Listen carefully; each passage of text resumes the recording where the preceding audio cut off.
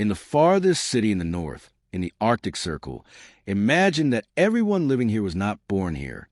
This is a Norwegian island where you cannot die or be born. This island is known as the Island of Depression because it experiences months of complete darkness. There are months when the sun never rises.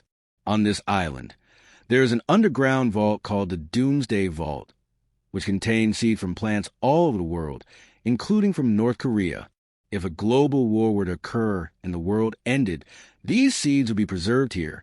We are heading toward an archipelago in the Arctic called Svalbard. The only way to get to this island is through Norway. Even though the island is part of Norway, no visa is required to live here, and anyone can work there. We are currently in Oslo, the capital of Norway, which is the richest country in Europe. February marks the month when the country's economy ranks third globally, with high-quality industries, especially in oil and gas. Norway has the most natural gas in Europe after Russia, and it also has industries in shipbuilding, paper products, chemicals, textiles, and fishing. The most important industry here is fishing, and many countries around the world import fish from Norway due to its high quality. Norway also maintains the world's most powerful sovereign wealth fund, which is funded by the oil and gas industry. The person who discovered oil in Norway was an Iraqi, as Iraqis have vast experience in oil and gas exploration. The Norwegian people are still grateful for the person who discovered oil here. In 2 days, we are traveling to the northernmost city of Norway, Tromsø, also known as the Paris of the North. Tromsø is considered one of the most beautiful cities in Norway. From Oslo, we will travel to Tromsø, and then to Svalbard, the island that lies outside of Europe, where we will experience total darkness. It is important to note that the weather in Svalbard is extreme. There are polar bears, and people are advised to carry weapons as protection. The island is located far from civilization, and the only way to access it is through the Norwegian mainland. It is very isolated and quiet, with only 2,000 people living there. Once we arrived, we rented a car. Svalbard is managed by a governor appointed by the Norwegian government, and there is only one hotel in the city.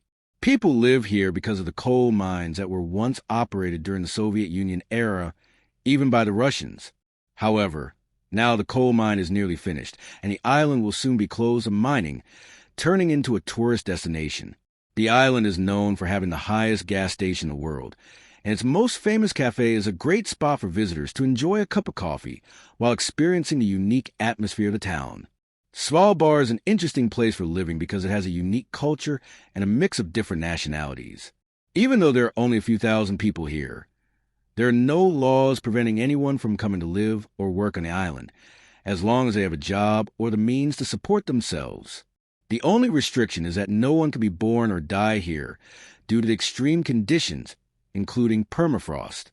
In the event of a global catastrophe, the Doomsday Vault on Svalbard would preserve seeds of various plants from all over the world, including Syria. The seeds are stored underground in an environment that is 18 degrees below freezing, providing a secure way to ensure the survival of plant life.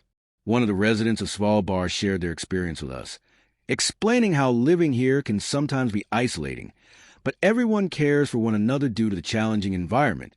People often escape from the busy world, reading books and spending time in local cafes to cope with the isolation.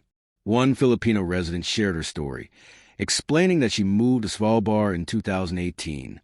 She did not need a visa to live here, only a job.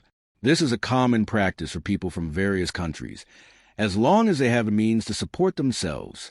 On the second day, we visited the Doomsday Vault, a secure location where all the seeds from around the world are stored, ensuring their survival even in the event of a global disaster.